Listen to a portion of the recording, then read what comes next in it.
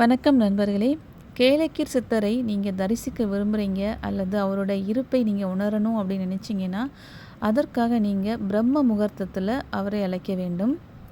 பிரம்ம முகூர்த்த நேரம்னா காலையில் 4 மணிலேருந்து 5 மணிக்கு உள்ளாடி நீங்கள் இந்த பிரார்த்தனையை செஞ்சு முடிச்சிருக்கணும். சித்தரை தரிசிக்க விரும்பும்போது நீங்கள் முடிஞ்ச அளவுக்கு உங்கள் உடம்பை சுத்தப்படுத்திக்கோங்க. அதுக்கப்புறமா மனசையும் நல்லா தூய்மையாக வச்சுட்டு ஒரு நிலையாக வச்சுக்கோங்க. நமக்கு சித்தரோட தரிசனம் கிடைக்கும் என்ற நம்பிக்கையோடு நீங்கள் அதை செய்யும்போது கண்டிப்பாக அவரோட அந்த ப்ரெசன்ஸ் உங்களுக்கு ஃபீல் ஆகும். இது 100% உண்மை தான்.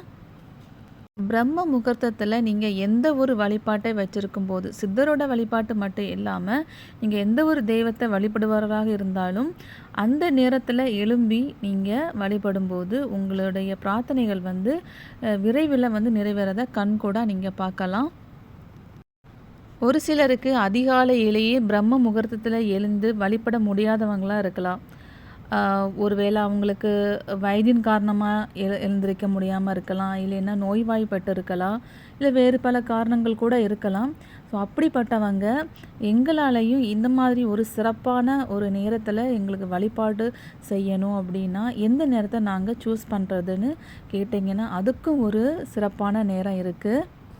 பிரம்ம முகூர்த்தம் மாதிரியே அபிஜித் முகூர்த்தம் அப்படின்னு ஒரு நேரம் இருக்குது.